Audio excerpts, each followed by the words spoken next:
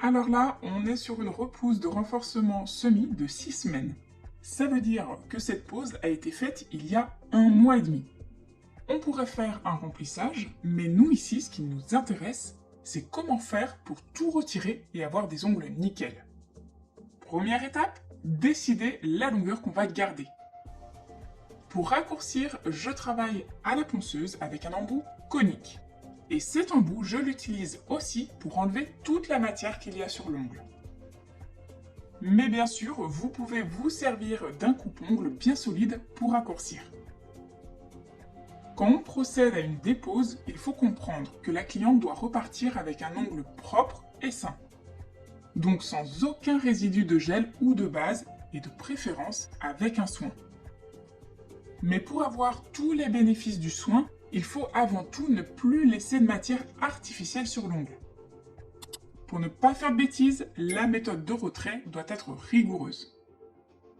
C'est une prestation à part entière qui nécessite une parfaite connaissance de ces outils. Je travaille donc avec une ponceuse puissante, on parle de 65 watts, et pour ne jamais risquer de laisser de trancher dans l'ongle et de le creuser, je laisse de côté les embouts cylindriques. Uniquement des embouts coniques avec une tête plus petite. Soyez méthodique.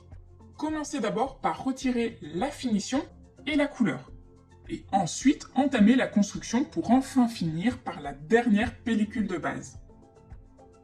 Mon conseil, si vous êtes en phase d'apprentissage, privilégiez les grains rouges ou bleus pour un retrait semi.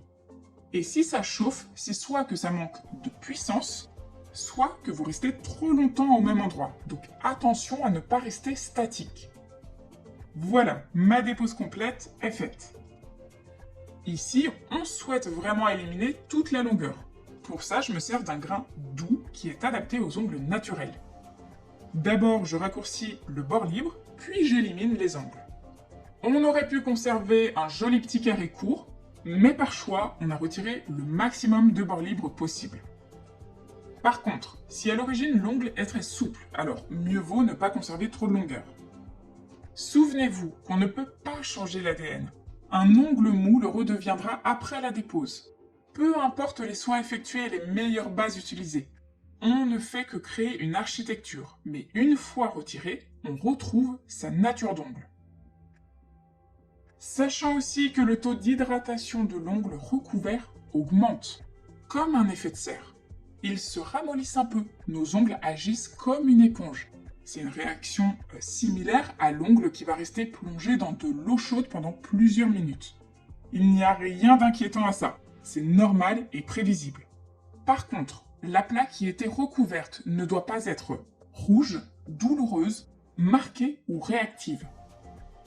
Et si vous voyez apparaître des petites traces blanchâtres ici et là sur la plaque, ce n'est ni des carences, ni une erreur de votre part, mais ni plus ni moins que des bleus, dus à des petits chocs.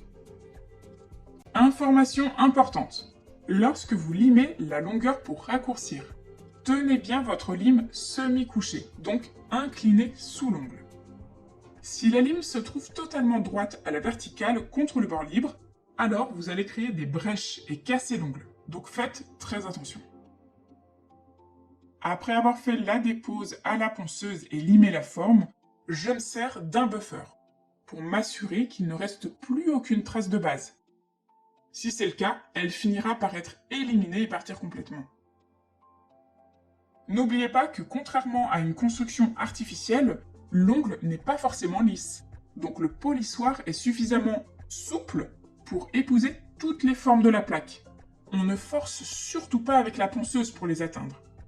C'est pourquoi cette étape n'est pas superflue, elle est même essentielle et doit intégrer votre protocole de dépose. Et régulièrement, je dépoussière tout au long de la prestation.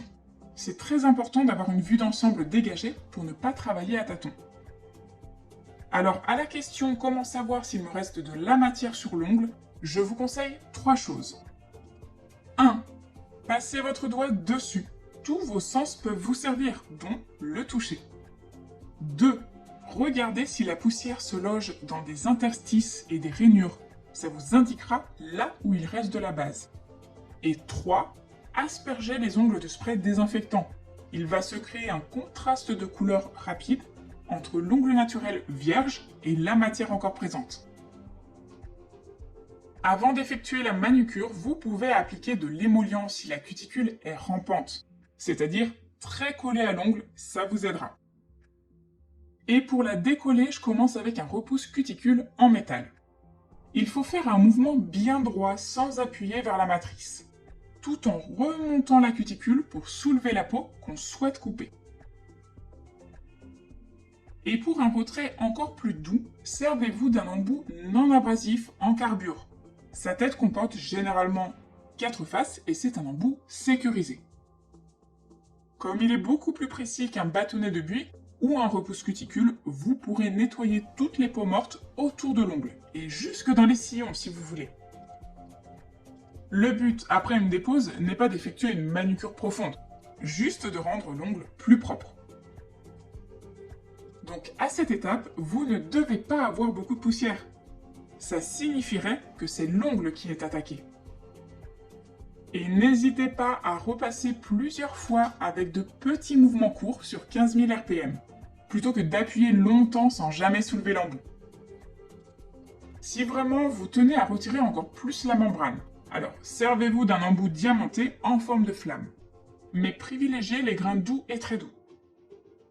Cette fraise va aussi m'aider à relever la cuticule en faisant ce geste, ça va former un petit jupon que je n'aurai plus qu'à couper. Mais il ne faut surtout pas griffer la plaque avec sa pointe. L'avantage, c'est qu'avec le même embout, on peut facilement gommer les paronychiums, donc les peaux sèches qui encerclent l'ongle, et tous les replis cutanés en se servant du corps de l'embout. Une fois que vous avez le résultat que vous vouliez, il ne reste plus qu'à couper les peaux mortes. Vous avez l'embarras du choix, avec des lames, comme des ciseaux, ou des pinces à cuticule montées sur ressort ou non. Ou avec des embouts à tête ronde, donc en forme de boule, de poire ou tonneau.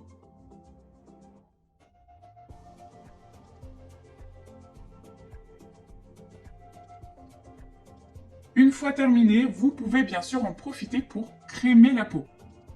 Ou appliquer une huile, ce qui va avoir pour but de la nourrir instantanément. Et si vous voulez gommer en douceur, à ce moment-là, je vous conseille de le faire juste après, avec un grain vraiment très doux, si la peau n'est pas dure. Bien sûr, à cette étape, je travaille sur une faible vitesse, donc de l'ordre de 6000 à 10 000 rotations par minute. Maintenant, on passe à la dernière étape du soin. Je vais d'abord appliquer une pâte qui ressemble à de l'argile, puis une poudre blanche. Ce soin japonais consiste à polir et nettoyer les ongles en profondeur pour ensuite les nourrir et leur donner une nouvelle vie.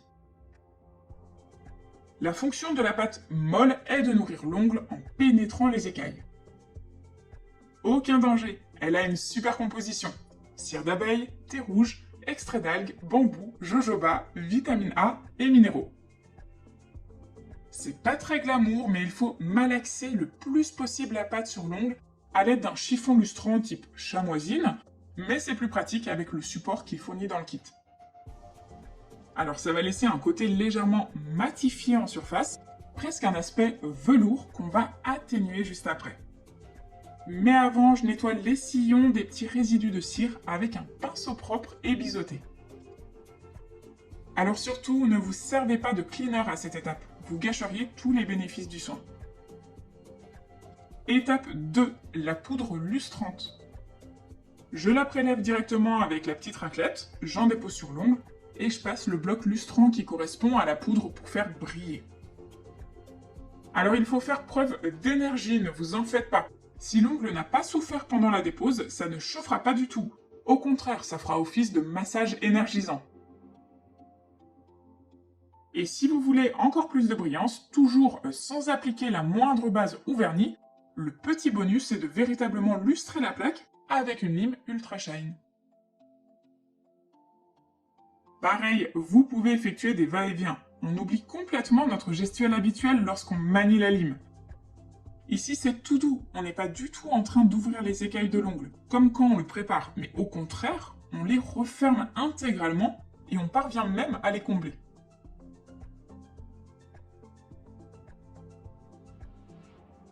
Un dernier nettoyage et j'applique directement au pinceau une pommade pour bien nourrir la peau.